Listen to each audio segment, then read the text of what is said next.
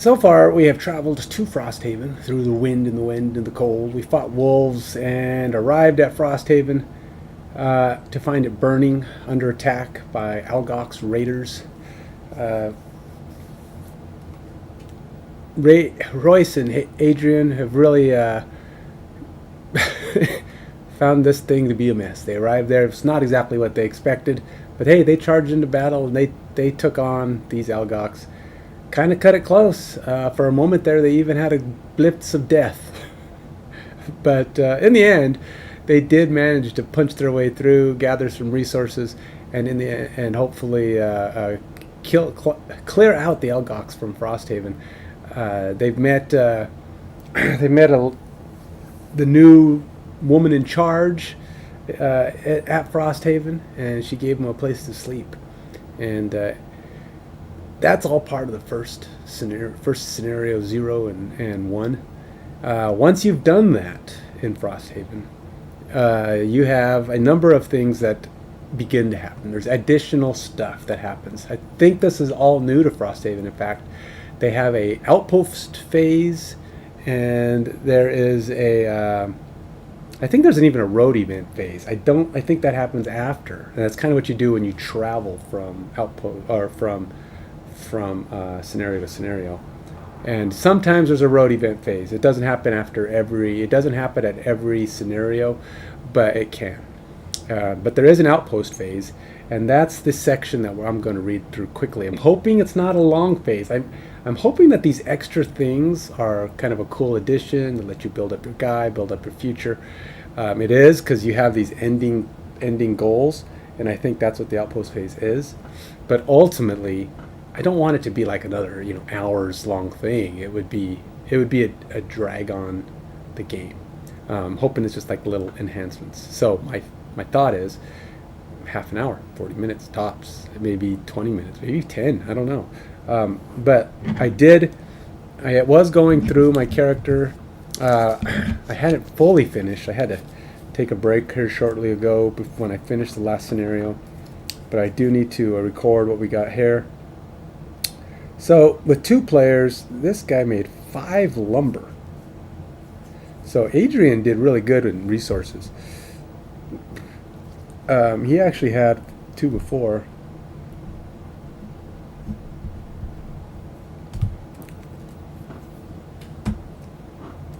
They did pick up all the resources. He also got a bunch of metal. 6. It's actually really good too.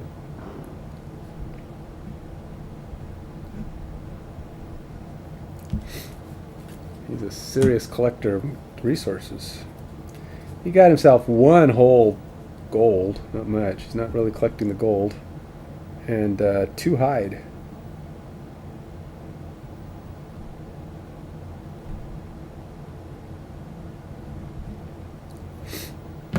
Now these other things that you get, they don't have they are what they are, +1.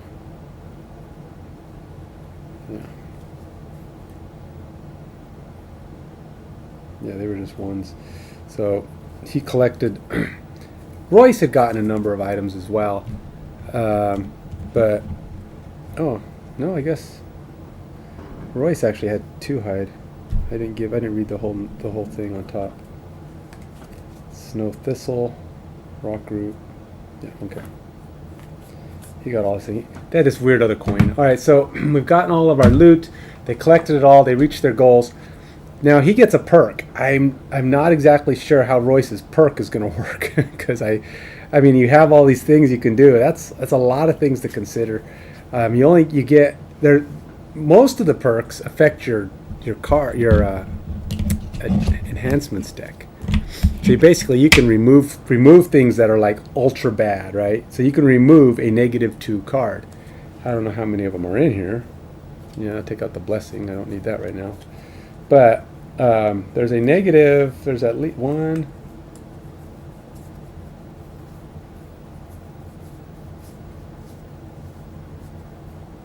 There's only 1 -2 card. So if you take that out, that would be very beneficial. So you would not have to worry about getting a total negatizer. neg, neg, negator. But there's also lots of other perks you can get. There's adding one to your.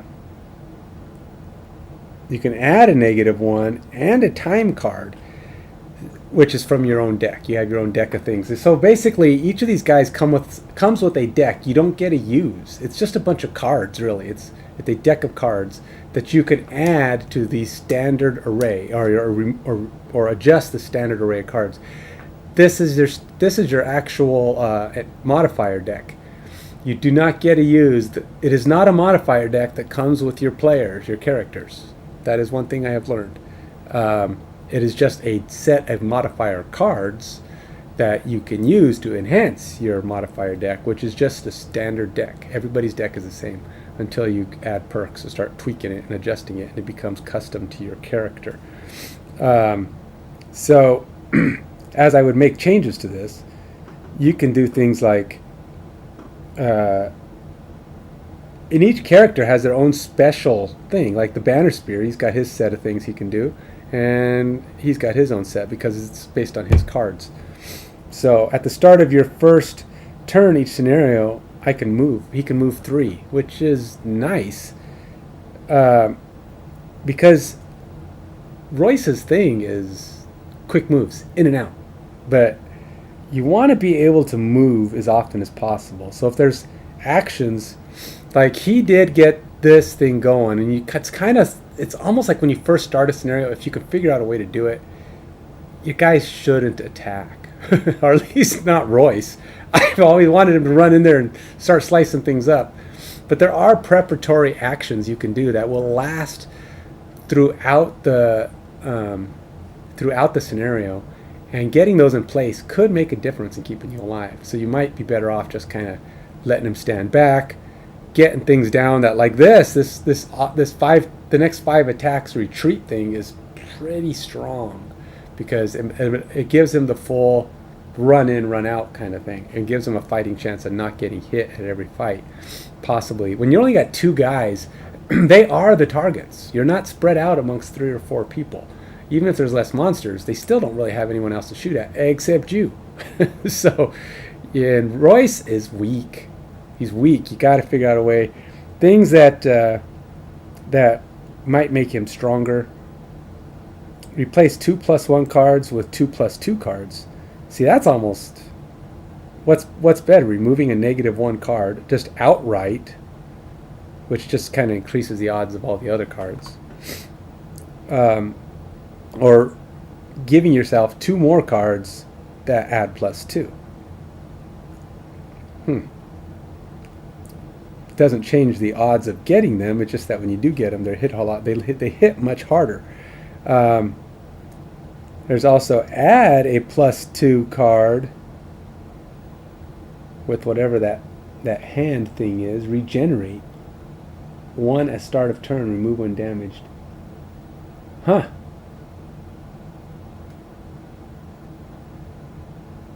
Regenerate.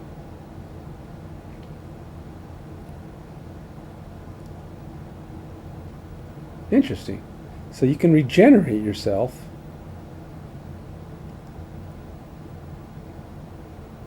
Regenerate self something card. Huh. That's kind of cool. And then they have whenever you short rest, you may spend 1 unspent item, I guess, for no effect to a different spent item.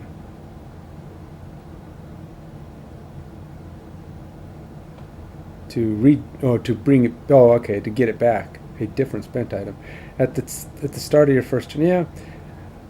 So I got to decide what I'm going to do with that. I think let's go ahead and go read the Outpost Phase. That's what I want to do. That's what this purpose of this short video is going to be. I do got to do my perk, but I don't have to do it this second, so I'm not. Let's find out what Outpost Phase is all about. Now, I know you think he said he was going to show us how to do this. It's not because I know how. It's because I'm learning it too, but I'm going to do it. I'm going to do it on here as well. So, kind of share the knowledge. 35.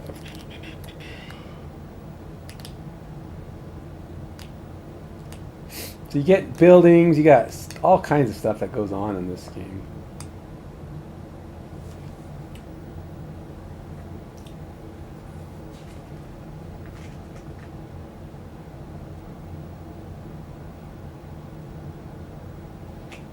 All right, so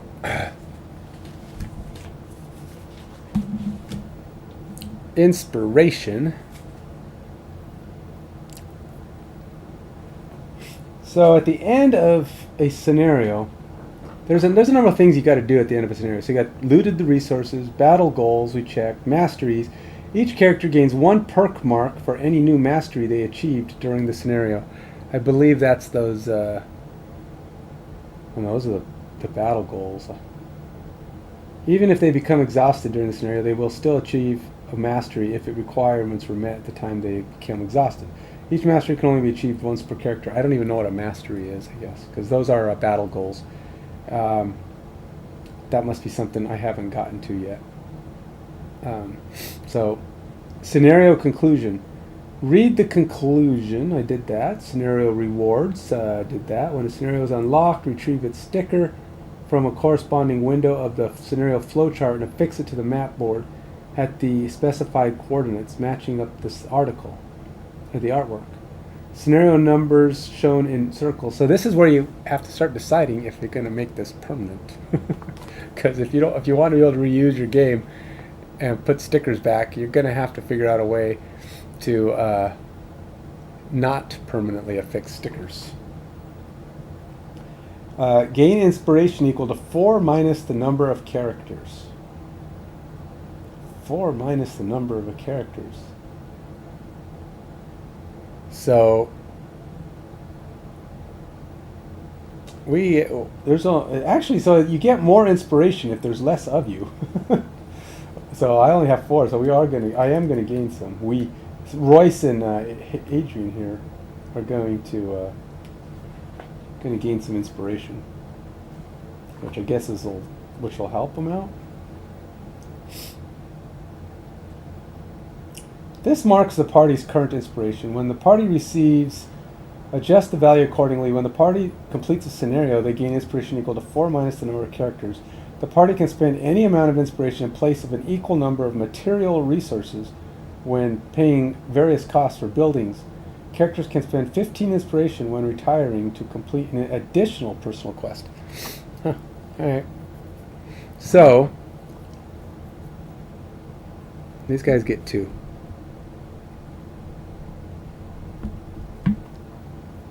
Now, technically, we probably have 4 because we did finish scenario 0.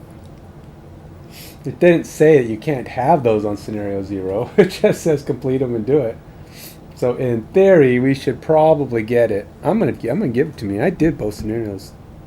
I've taken advantage of this, man. I did the work, even if it was not much work. Now you do get a bunch of these. I should probably copy them, so I have a couple. And I still have to come up with like whatever it takes to name this, my party name. Let's see. How about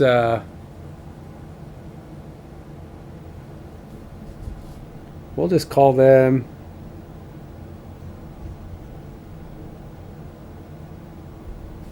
the party name. We'll call them Rairia. Continued.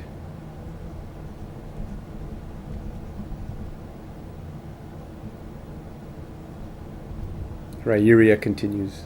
How about I thought about Rairia right. I was trying to think of something fluid, but Rairia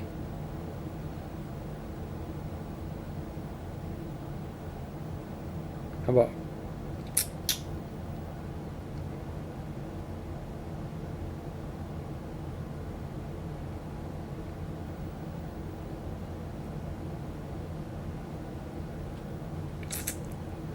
I feel like there's something good there. I'll come up with something. If I don't like it, I'll change it. But right now, that's what they are for now. Okay. I don't want to get too engulfed in that right now. Mark the scenario as completed on the map board. Completed scenarios can still be replayed during the same campaign. However, the scenario rewards and any number of treasures can only be gained once. So I can go back and do a scenario again. I don't know why I'd want to. Why would you want to go and repeat a scenario? You don't get the rewards or anything for it. It's just, what, a chance to get some more experience? I don't know. Even if a character, let's see, after completing a scenario, the party normally returns to FrostHaven for an Outpost Phase.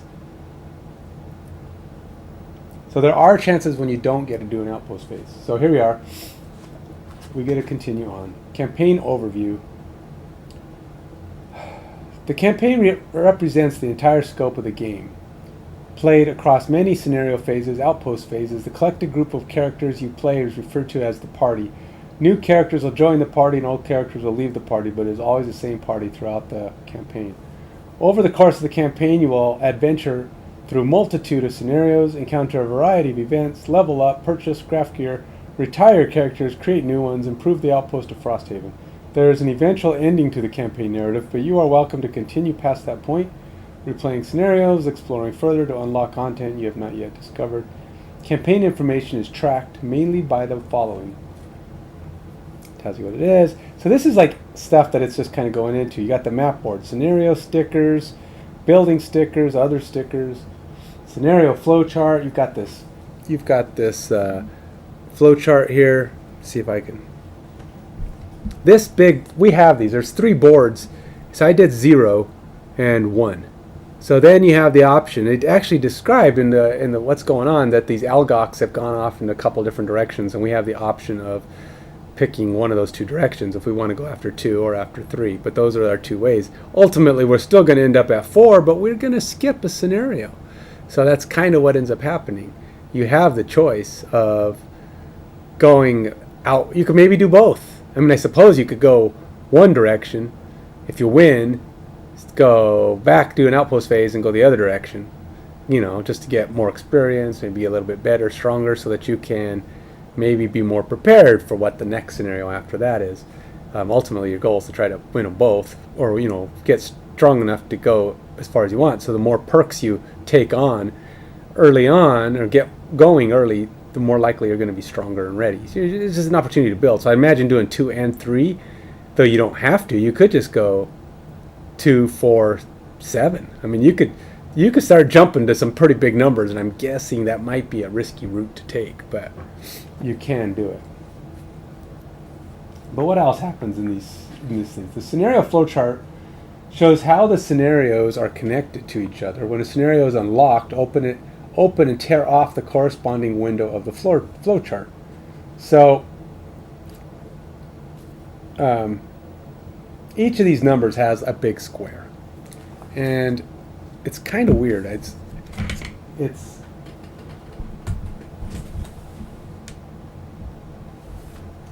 the game truly is not designed to be replayed. It's a one-time shot. So even with you can like do it so you don't tear these off completely.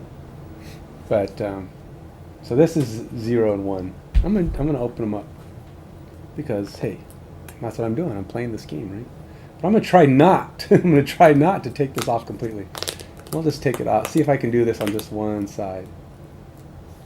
So it opens.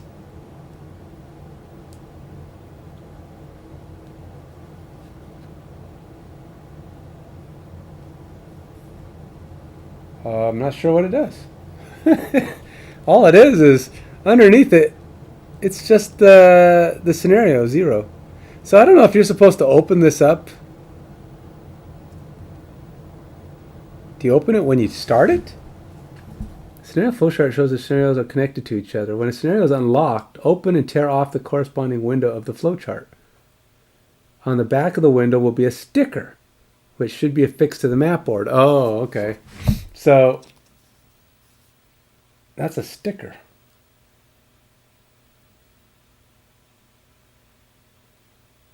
Oh, okay, it is a sticker.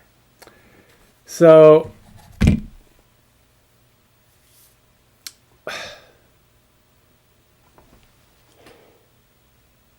It's a commitment. Staying cold. I'm it. I'm hesitant. I want to put it on the board, and I know I want to play this through, but it's like I don't want it. I don't want to. I don't want it to be permanent. What do you do? What do you do, man? The question is, I have to ask myself, will I ever play it again? Or will I want to sell it after I've played it? Or will I want to just be thrilled that I got through it? Just be happy. Just be happy. Not sad. Or what if I want to let someone else play it? You know, I have family and friends who might be interested in playing it. That's a tough one. But I'm wasting a lot of time doing this, so I gotta stop. I did unlock one. I'm gonna open up one as well. I have the right to open them at the very least. I just want to look because I can. See, oh, this one's got. Oh, okay. So it's just showing you more links. It opens up, and inside it shows you. See, it shows you. Here's the sticker you put on the board, and then it has little icons here that show you what goes to the next location. Now, basically it means they've been unlocked. So in theory, I can unlock both 2 and 3 because they are unlocked. I can choose which direction I want to go. And it tells you. It says when a scenario is unlocked, open and tear off the corresponding window of the flowchart. On the back of the window will be a sticker, which should be affixed to the map board at the specified coordinates, or in the case of FR, at the numbered position in the lower half of the map. The revealed section of the flowchart will have information about the scenario, including its name, number, coordinates, geographic location, and any requirements. There's a coordinates on here?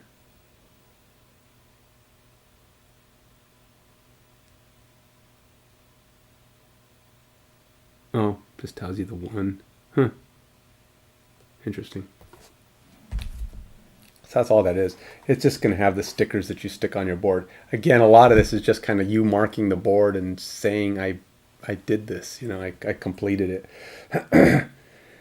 Temporary stickers are fine, but you know what happens with temporary stickers is you have to take them all off and you have to put them all back. It's not like it's, you know, it's not still getting all decorated. So I like this game. I like the minis. It would be more fun to play with other people because I like playing with people. I'm a play with people kind of guy. So my people, when I play this game, is anybody who comes by and says hi. So while I play, or at least comments after they've seen it. You know, say, hey, look at this. If you do like these videos and you like these games, these solo playthroughs, and you don't mind the fact that it's kind of a spoiler, right? So. If you're planning to play it, obviously you don't want to keep watching me do it because you're going to need to see what's going on. It's kind of a spoiler. But if I get ahead of you or if I'm behind you or whatever, you know, you're not going to, you know, you're going to have to decide if that's okay. But if you like these kind of things, follow me, subscribe. I appreciate it. Check out, you know, one of the things I do want to say, though, is I do all this stuff, not just because I love to do it, because I do. But you see on my video at the top here, I have a little ad of my cases, the X case, and we're planning to get some more of those made. The Mage Cage is what we have in stock. It's actually made for miniatures. It'll hold all of these little minis that you have.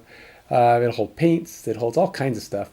And the new units are going to be this hard plastic clear material. We have some already, a couple samples, but what we want to do is get those out to you. And so follow us. Check out YouTube under Active Minds Games and Active Minds Games on Instagram. Check out those pictures and videos of what the X Case and Mage Cage are. And then follow us on Facebook under Active Minds Games. We're building up a followers list on Facebook. Once we reach a certain number, our goal is about 800. We're only about halfway there, a little over half. So, but once we reach that, we're going to launch a Kickstarter and try to get those made out to the people who do like to collect miniatures. And it doesn't have to just be these kind of minis. It could be Lego minis. It could be Hot Wheels. It could be any small collectibles that you have that can fit inside. And one of the cool things is this Kickstarter we're planning to launch is going to include a double size case. It's going to be about that big. So it'll hold a good many of your larger minis as well. These cases interlock with each other. They snap together in configurations that you can design by just putting them together, almost Lego-like. They snap together a little bit more secure than a Lego might, because they don't just pop apart, but they do with, you just have to know how to manipulate them. So once you do that, you're able to build cases with big cases and little cases. They have mounting holes in the back. You can put them on the wall. They have adjustable handles that you'll be able to carry them to and from shops and stores when you go play games.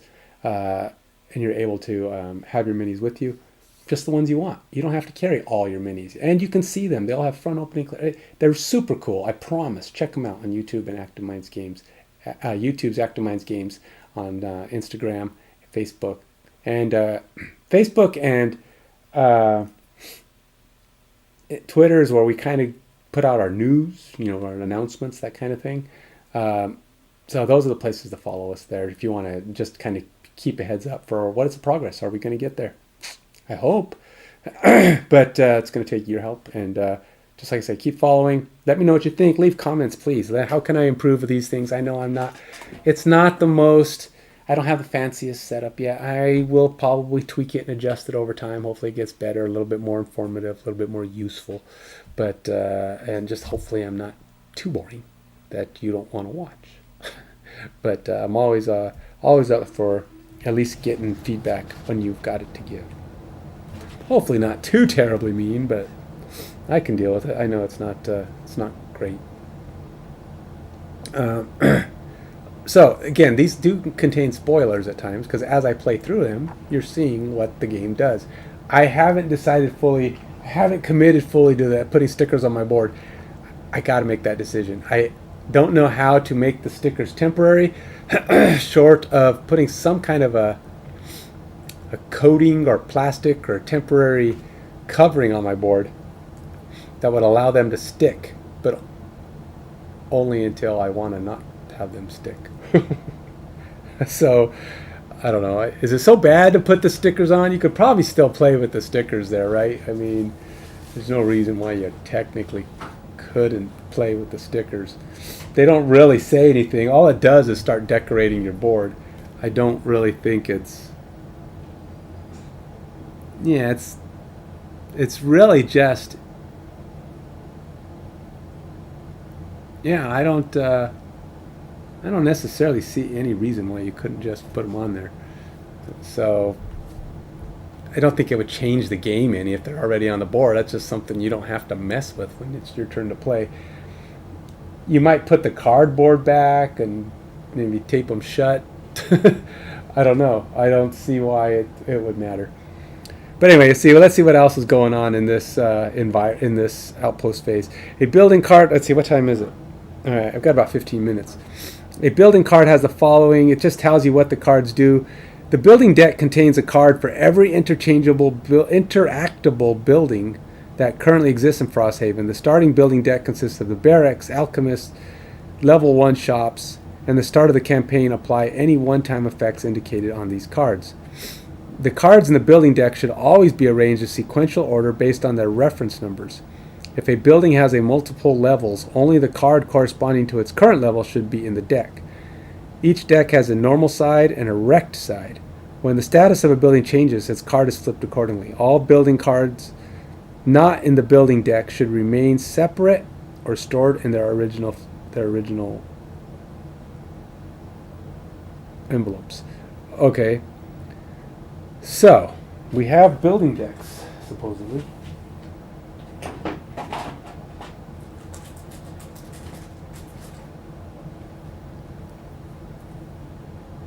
That's a road deck. I think that's for road events. Not doing that yet. All right, so here's the buildings.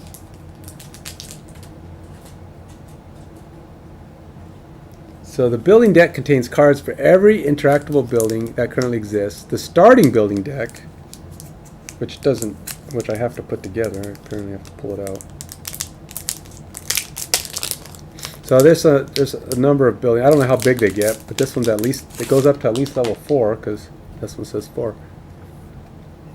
3, 2, 2, 9, 8. Ooh, there's some big buildings. 9, 3, 2, 2, 8, 4, 3, 2, 2, 2, 1. There's a logging camp, one of them. The starting building deck consists of a barracks, craftsman, alchemist. Nope, that's not a logging camp. Hunting lodge. Nope. Mining camp. Nope. Okay, barracks, workshop, alchemist, and craftsman. Okay. So there are other level 1 shops, but apparently you have to earn them. They are not your starting deck. So you start with only those.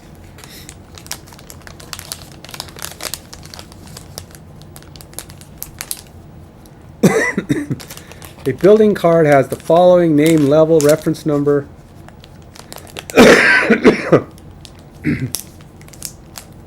The normal effect of the building during the building operation step. The interactions available at the building during the downtime step. The prosperity level and the resource required to upgrade the building.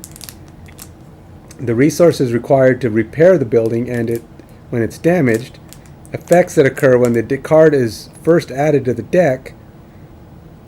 The effects of the building during the building operation step, and unavailable interactions. The interactions unavailable at the building during the downtime step when it is wrecked.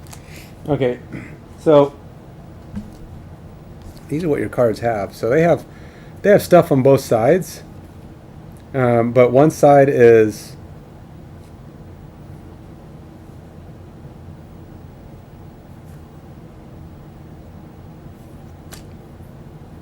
a wrecked side.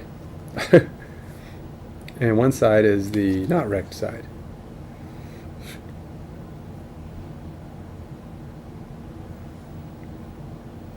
D. Available interactions.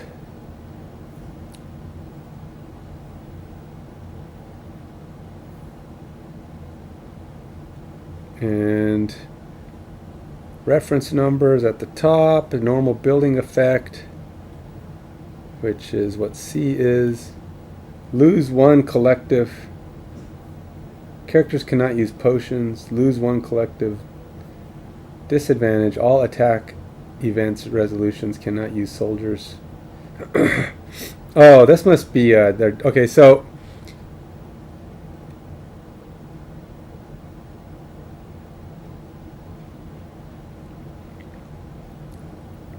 there's a downtime step, and so see how that's crossed out there? That means we can't, it means there's unavailable interactions. The interaction's unavailable at the building during the downtime step when it's wrecked. So this is wrecked. So we can't do some stuff. But now when it's on this side, you can train soldiers. You can, each of the following is an upgrade that can be built in any order. So you can build boats, sleds, climbing gear. You can brew potions, craft items. So that's what you get from your basic deck of buildings. Now you have a character sheet, which we've already kind of been going over. It's got check marks and perks and gold and all kinds of stuff that you can do in there. Campaign sheet. The party has a single campaign sheet, which I've already kind of been doing. The campaign sheet has the following: calendar, FrostHaven supply.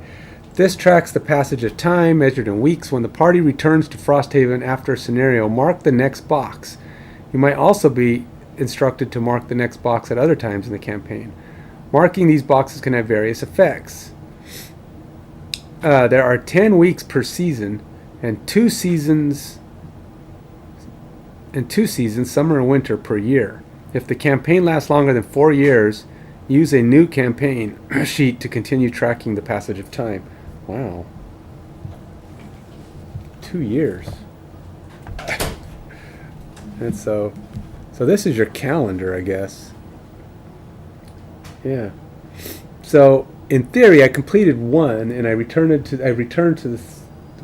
town. So part of the Outpost phase would be this tracks passage of time when the party returns to FrostHaven after a scenario. Well, I haven't actually returned to FrostHaven. I arrived at FrostHaven, so it's probably starting from now on. So yes, I have an Outpost phase, but no, I haven't returned. So on 2, I'd probably start marking these, because I really just arrived and things are just getting going. I don't think we mark it after 1. I could look at 59. So it's just explaining what these are right now. This serves as an ongoing record of retired characters. I don't have that yet. Inspiration value, I already did that. FrostHaven supply. This tracks the party's resources. Any materials resources here can be used to pay various costs for buildings. While any herb resources here can be used to craft items and brew potions, all resources here can be used to pay collective costs from scenarios or events. At any time, characters can move resources from their personal supplies to the FrostHaven supply, but they cannot move resources from the FrostHaven supply to their personal supply. So that's the question. When and what? See, I think you got to be careful about giving stuff to the FrostHaven supply, because the FrostHaven supply is going to go towards probably building FrostHaven stuff, like building the buildings and doing that kind of thing. But if you need some of that supply for like crafting items, so you got to kind of know, and I don't know yet, so I don't want to put stuff into the main supply until I have learned what those things do, or how much I need for my crafting.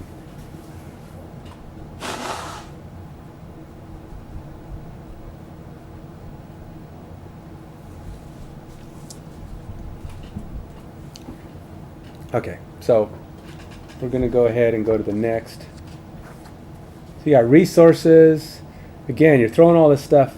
You just got to be careful about what you're throwing into the town supply. Town Guard. Now the Town Guard deck, at the start of the campaign, the Town Guard deck is a standard 20 card deck with the following compositions. 6 cards, 10, 5. As the Town Guard gains perk marks and the party... Where's the Town Guard? Oh, the Town Guard has its own set of perks? Oh, wow, interesting. Gains various other bonuses during the campaign. Guards will be added to and removed from the Town Guard deck. Each card in the deck has a unique reference number. Cards are drawn from the Town Guard deck when resolving attack events. Much like how attack modifier cards are drawn when resolving attacks. That's going to be interesting. I don't know what that's going to do. They're different numbers. 0, 10, 20, positive, negative, wreck, success. So yeah, that'll be interesting to see what those do. You can unlock new classes, unlock new buildings. So this is just all this right now. All I did is go through and read all the different things you can do with the Outpost. They're not actually the Outpost phase. I just now have arrived at the Outpost phase page. Item supplies. You can upgrade buildings, craft selling, retiring characters, gaining blueprints. Crafting and selling. When a character spends an item to pay crafting costs or sell an item, return the item to the corresponding available supply.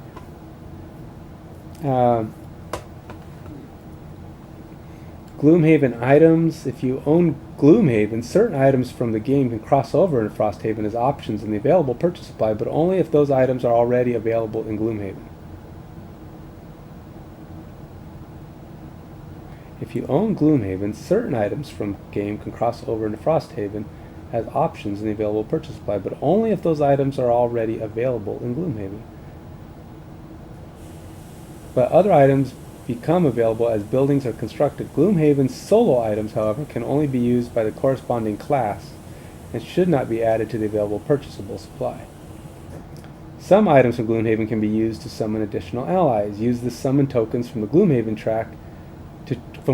to track these additional summons. For the purposes of ability card effects, These additional summons are not considered to be owned by the character who summoned them. Though they still act before the summoning character and use their attack modifier. Huh. Interesting. I don't know what that means, but only if those items are already available in Gloomhaven.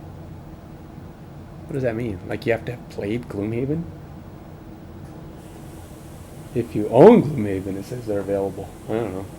Alright, so let's do the Outpost Phase. After each scenario phase, the parties must return to FrostHaven and perform an Outpost Phase, except in the following situations. The scenario was lost, which we didn't do. If the scenario has any linked scenarios available, which we didn't. Linked scenarios immediately. Play those. Okay, the Outpost Phase involves spending time in FrostHaven to resolve events. Passage of time.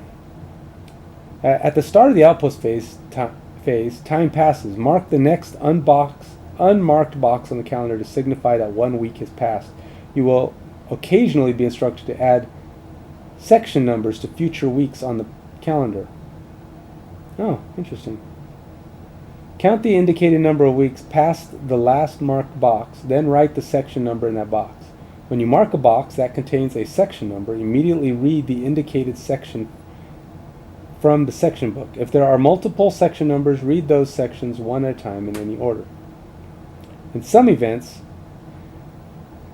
and scenarios, time can pass outside of the Outpost Phase. When this happens, if you mark a box that contains a section number, do not read the indicated section immediately. Instead, write the section number in the next unmarked box to be triggered when time passes during the next Outpost Phase. So, yeah.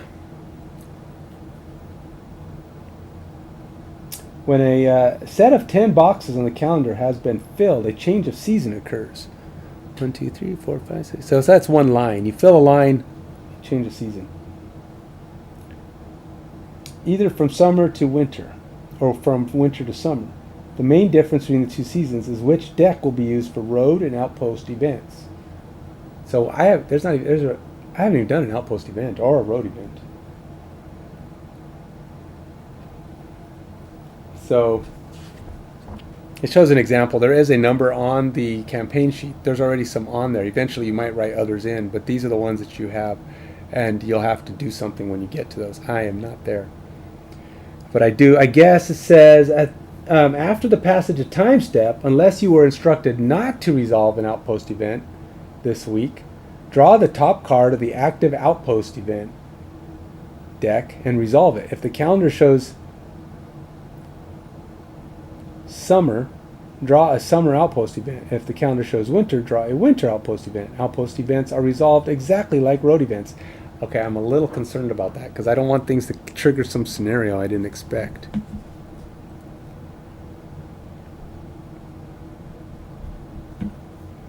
Okay, but I'm going to go ahead and do an outpost event so I can show you what that is. That's not it. That's a road event, but it could have outposts on it, but I will check. That's a life event. Let's see here. We got tracks. Don't know what that is. Yeah, no, more road event. That must be a winter road event and a summer road event because they look like they're different. And this one looks like probably a summer outpost event and a winter outpost event. The only reason I think that is because they're colored like different. Week 001. Oh no, that's winter 001. Okay, it does. This is summer 01. Oh heck, I don't even have to take it out to read this one. It's the one right on top. Okay, so whoa. I'm going to tell you right now, I can read this. My eyes are good. But these are small writing. I do warn you if you have trouble with reading tiny writing. This is pretty tiny. I have friends that would struggle with this significantly. They'd be doing this that bit. Now, I could probably read it up to here. I don't have perfect vision. I can't read it here. I don't know why anybody would want to read it here. But still, if you're one that reads close to your face. You need to have pretty good vision. Okay. So you're, that's not very good, huh? Because if they're knocking on the fence, it's got to be pretty loud. No, it's probably not loud enough. But anyway, you get the picture. Knock, knock, knock. Miracle, open up. You open the door to find a grumpy quadrille with a low-riding sack of mail. She tosses a lumpy package. Oh, good. Is this she? I would totally messed that one up. Package wrapped in cord to you. No name, but this address. It's yours now. As she walks away, she snaps her fingers, remembering something. Oh, right. This too. She hands over a letter addressed to you. As she wanders off towards a drink, you rip the letter open to read a note scrawled in excellent cursive. Please do not open the package. We will retrieve it. Leonidas and Maximus. Okay. Option A. Open the package. Option B. Respect their request. Huh. See, they're already putting you on the spot, man. It's like, what are you gonna do? Attack events are special outpost events that require the party to defend FrostHaven from attack. See, this is exactly what I was afraid of. I hope it does. I mean, I wouldn't expect it would happen right now, because if it did, that would suck. But it's probably going to happen on occasion, and you can be attacked. So it's not just going to be scenarios that are going to be the only time you fight. You're going to have to actually fight at other times. Just the outpost gets attacked. But this one doesn't do that necessarily. But what's going to happen is you're going to do option A or option B, and then it's going to... oh, see, it's on the back of the thing. So I got to open it up. Attack events are special outpost events that require the party to defend FrostHaven. During these attacks, buildings will be targeted and potentially damaged or even wrecked. The frequency of attacks is significantly higher in winter than in summer. That's a much bigger deck, too, by the way. That's like almost twice the size. The attack depicted on the back of the event card below any outcome from the choice presented on the front of the card. These outcomes often modify the attack in some way. The back of the card contains the following: attack value, target priority. Okay, so here's the deal. We got Adrian and Royce are at the gate. Some mailman just opens it up as they're standing there because they were called out. And this grumpy mail carrier throws a package at him and hands him a letter. Now, Royce is the one who gets the letter because he's pretty quick-handed. He gets it handed to him, and he's reading it, and he looks at the package, and Royce is, what's in it? Adrian looks down at him and goes, very clearly says we can't open the package. It specifically says don't open the package.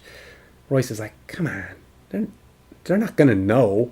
We'll just seal it back up. Adrian, no, we can't do that. That's not what we're here for. We're gonna leave the package as is. Royce says, Adrian, it's really probably nothing major. I mean, what could it be? I mean, we'll give it to them all. We're not going to steal any of it. Royce, no, I don't want any part of it if you're going to open it. Says, come on. No, I'm not doing it. And Adrian, being what, she is, she's pretty honest, I guess. She turns her back and walks away. Royce looks at the package. Fine, whatever. And he picks up the package and walks off and chases down Adrian. So, ultimately, they decide not to open the package. For now. If that's an option. So, we're going to say option B, respect their request. Against all the curiosity in your being, you refrain from opening the lumpy package. A short while later, two Asthers dressed in drab yellow arrive at your door. Hello, mercenaries. We are Leonidas and Maximus. We have come for our package. You hand it over, and they tear open the top, reaching much too deep inside to be obeying the laws of the universe. Out comes a large black diamond, and immediately Royce... Ah, God! The Shadow Gem. We have... The Shadow Gem. We have your payment as agreed. They hand you a sack of coins and then return and leave, passing the diamond back and forth between them. Gain 30 collective gold. So, yeah. Royce is probably a little disappointed in this. Adrian says, thank you, kind sirs. You're welcome. And she just takes the money and starts counting it out. And Royce is like, I told you we should have looked. That diamond's worth quite a bit more, I'm sure, than this paltry sum. And what would you have done? Just stole it and told him what? Told him it just wasn't in the package? Just be happy with what we got. And with that, she hands him his share. So, 15 more gold for each. I'm going to give them their 15.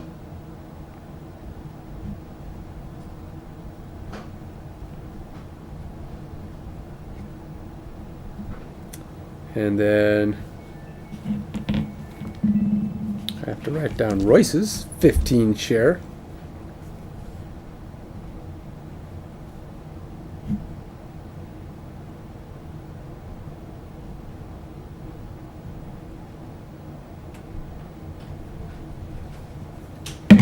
Okay.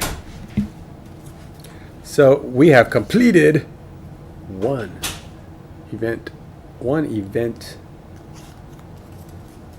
I don't know. What do you do with them after you've completed them? Just throw them away. What happens now? I guess you just kind of... The next time we do one, it'll be O2. Do you write it down? Such an event the week. Draw the card, Outpost event deck. If the calendar shows summer, draw a summer event. If the calendar shows winter, draw a winter event.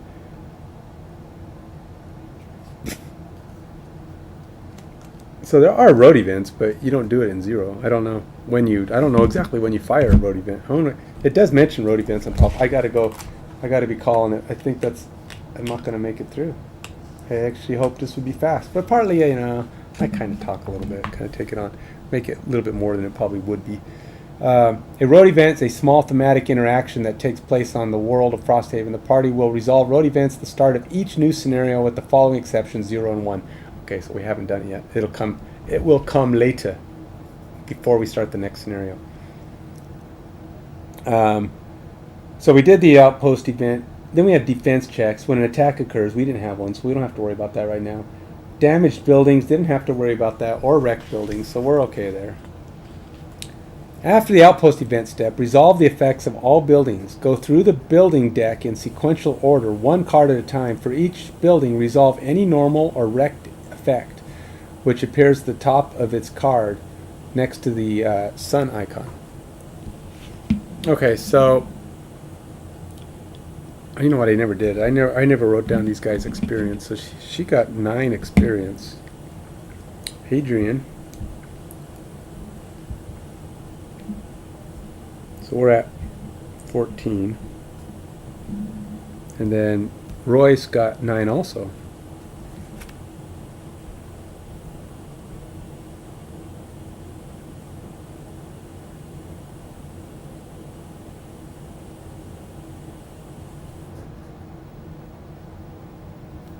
How did that happen?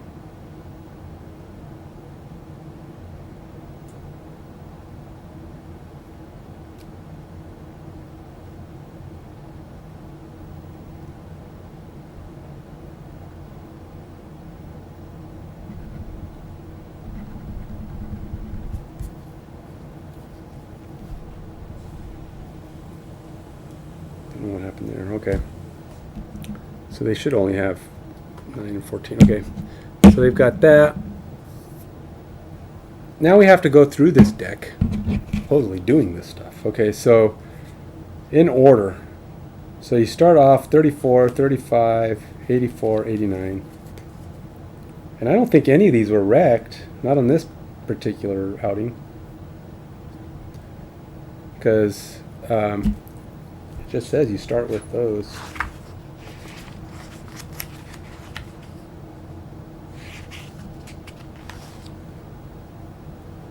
Okay. And none were damaged that I'm aware of because we just opened it. Resolve the effects of all buildings. Go through the building deck in sequential order, one at a time for each building. Resolve the items. Okay, so the first thing is that guy don't have one. He don't have one either. You don't have one either. So no effect, no effect, no effect. He's got it.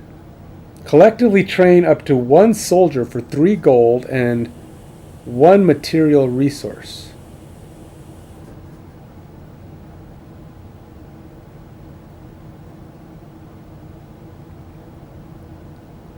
Capacity 4. Okay. So what we got to do is figure out how to add. We can train 1 soldier for 3 gold and 1 material resource. I would imagine we'd want to have that soldier. So what does that mean? How do you mark that? When the party gains or loses, let's see. FrostHaven's personal supply in any combination. If a loss cannot be resolved fully, the party loses as much as possible, but there's no other penalty. When the party gains or loses gold or resources due to the effects, they can be added to or taken from the FrostHaven supply or the character's personal supplies in any combination. If a loss cannot be resolved fully, the party loses as much as possible, but there is no other penalty. However, some buildings have optional effects with benefits that can only be gained if the associated cost is paid fully. Because the building operation step occurs immediately after the outpost event step, any building that was wrecked during the outpost event will have its wrecked effect resolved once before the party even has an opportunity to rebuild it. Oh, okay. So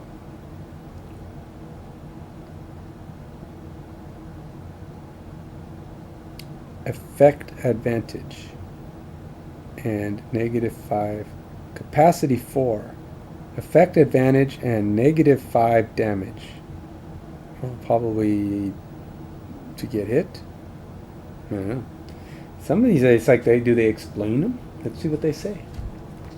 Downtime, level up, characters. So that's what we would have to do on the step 4. There's a lot. There's a lot in Outpost Phase. Because we got to retire a character. Well, I'm not going to retire a character. We're not going to create a character. We're not. Oh, we could craft items though. That might be a thing. Might be interesting to see what my resources add up for. Can brew potions. Might want to do that too. Construction.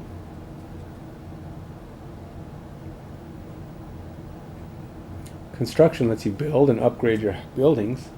And I have some decent resources. At least one of my guys does. I mean, I don't know. Probably not enough at level 1, but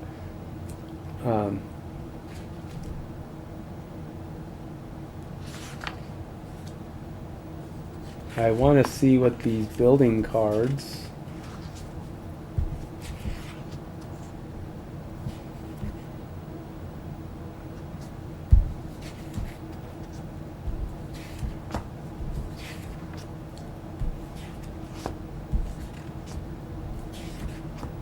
Here we go, building cards. So, let's see, normal building effect. The normal effects of the building during building operation step, which is CPH, which is what I'm doing right now.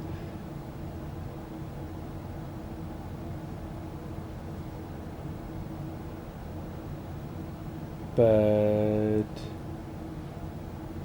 it just kind of.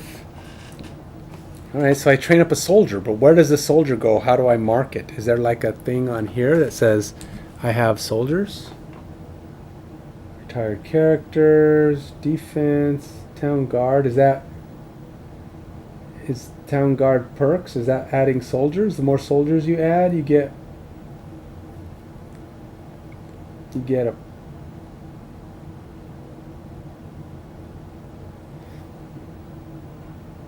collectively train up a soldier. See, these are all things that are all like really weird, and it doesn't explain them well at all.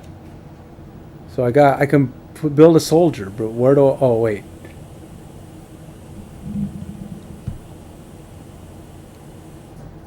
Oh, at level 1, I can have up to 4. Okay, there is a marker here for soldiers. All right, so let's do that. I'm gonna go ahead and do the. It's the only one. Well, that's not true. Oh, you didn't know. These ones I turned over. Okay, so none of these had an effect.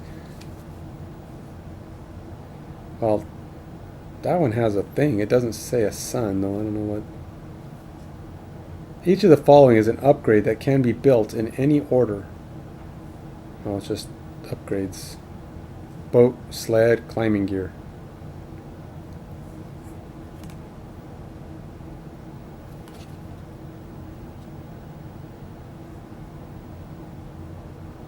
Do I have to look them up? Because I don't know what that is. There's so much stuff. There's so many things. It's like everything is a question. Something simple like this is just supposed to be Outpost Phase. Do a couple of thises and thatses and you're done. No, there's no thises and thatses. All right, so I am going to train up a soldier. There's obviously a benefit to having soldiers. Looks like maybe you level up once you have 4 soldiers, or any two of these things. Yeah, but I am going to do the soldier. Let's go ahead and do the soldier. And which means I have to pay 3 gold and a material resource. Now so I'll give up some metal. I guess it doesn't matter which one. It just says a material resource. So we'll get rid of one of my material. And Adrian has the most gold. Oh, Royce. Royce has the most gold. He's got 18 to his.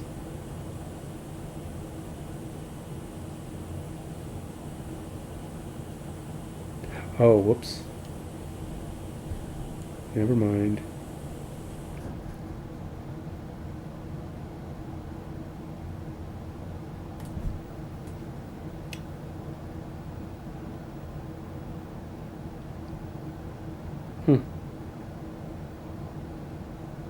That must have been the 5. I put the 5 in the wrong place here. That's what I mismarked. That's why. Okay, so Royce does have the extra gold. Okay, so but he's got 3. I'm gonna have him give. Royce is kind of stingy though. He's only given up 1 of his gold, and we'll make Adrian pay 2, and he'll just roll his eyes at Royce, cheapskate.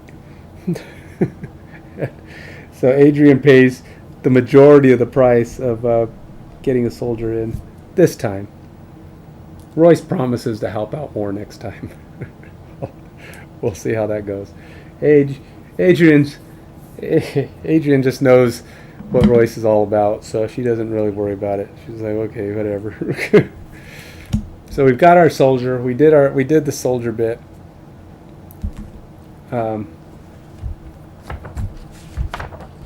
The only other things really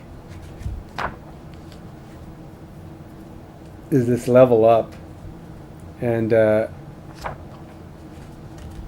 leveling up, crafting items, and that's it. So there's most of your outpost phase. There's downtime, which is the leveling up. So yes, it's part of the outpost phase, but really with the outpost phase that's just outpost related is you do the passage of time, you do your outpost event, and hopefully you don't get attacked.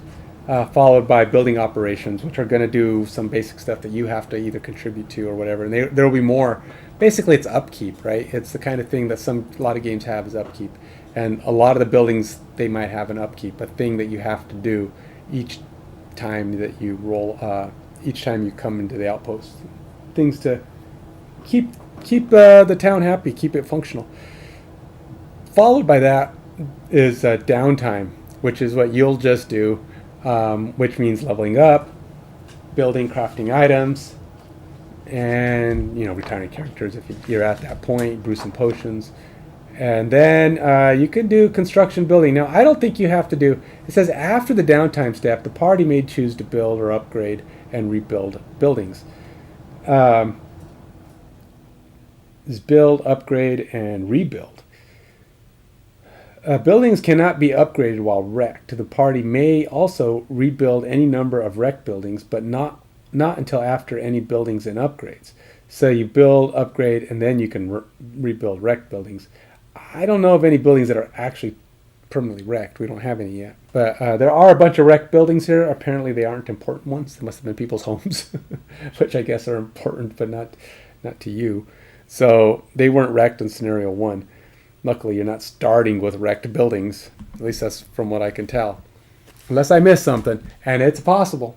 It is possible. So the only thing left for me to do now is if I choose to try to spend money on an upgrade, but I seriously doubt I can afford it. Like to upgrade an existing building, the party may pay its upgrade cost, which is shown on the normal side of the current building card with the resources from the FrostHaven supply. When this cost is paid, cover the old sticker with the one for the next level and replace the old card in the building deck with the one for the next level.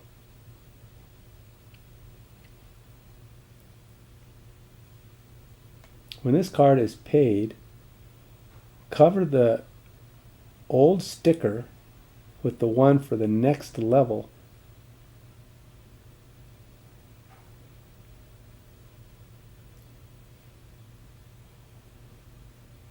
The party then gains plus.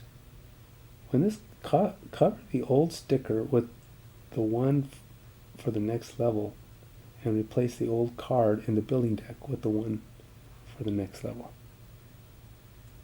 Oh, there must be... Oh, okay. Oh, these things already exist on the map, it looks like. And you put down a sticker with the second level version. That must be what's going on. Let me see. Yeah. You've got these things down here. You've got the barracks and all these things on the... You got the craftsman, you got the wall, somewhere over here you got the barracks, alchemist, logging camp, wall, workshop, barracks are over here. So yeah, see there's you'll have to, when you upgrade this, you actually cover this with the upgraded version of the barracks. It's a sticker. And then you'll just take the card that is this and remove it and put in the level 2. So your deck will stay the same or it gets enhanced with more cards. You'll have more buildings you can work through. You're not getting all those buildings to start, but eventually more and more of them become yours to work with. So more shops open up, so to speak. To build an unlocked building, the party must pay its build cost, which is shown on the building low sticker for printed directly on the map board itself in some cases, with the resources from the FrostHaven supply. When the cost is paid, cover it with the matching level 1 sticker and insert the matching level 1 card into the building deck in sequential order. So there are some over there. Apparently some of them need to be built. So they may have been destroyed in this initial phase. So you're going to go over there and rebuild them or build them back up. So we can build, we can upgrade, and we can rebuild if that's a thing. But that's last. That's actually after downtime, after you've done all your leveling up and your item and crafting builds. So there is one little thing I'm pretty sure that wrench has something to do with. That's probably the cost of your upgrade.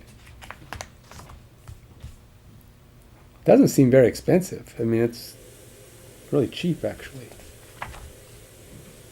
That's why I'm curious. F. Oh, that's a repair cost. Oh, okay. So if it's damaged, you can repair it. Upgrade cost.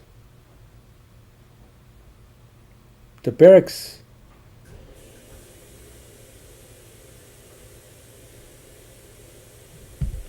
One-time effects. Effects that occur when the card is first added to the deck.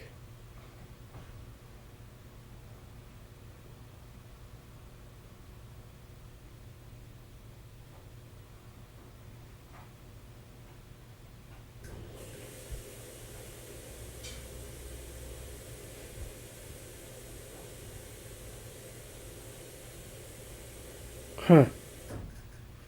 See, that one kind of throws you off because it says one-time effects that occur when the card is first added to the deck. And it says you get 4 soldiers, but it only has a max capacity of 4. Train up once, but then you have to train up a soldier for 3 gold and 1 material resource. So, do you not have to do that if you start off with 4? And how does a soldier die? I don't know. See? Questions. There's always questions. Upgrade cost. So the barracks don't even have. They have a rebuild cost, but they don't have an upgrade cost.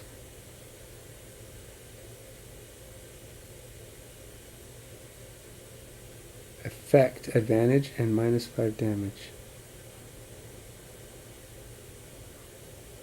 Doesn't really say how to upgrade the barracks. It just says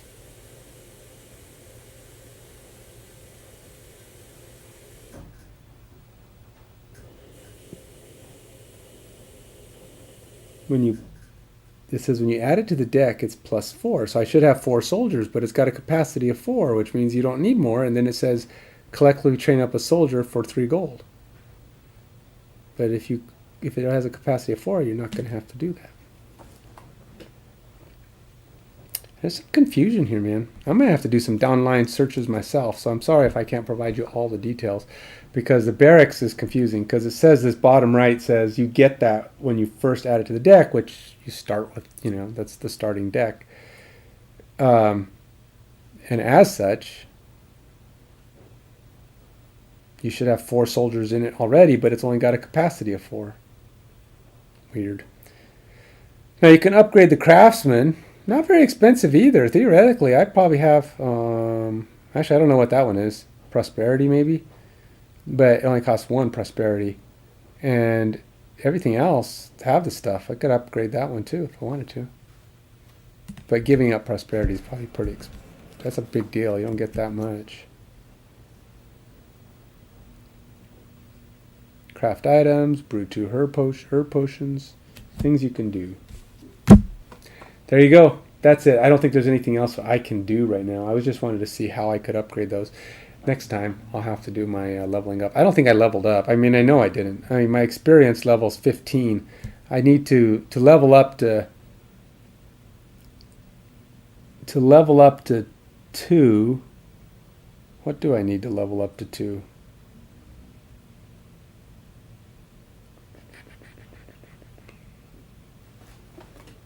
Armored, persuasive. It tells you how much your armor is, what your level is. Actually, I don't know what leveling up to 2 is.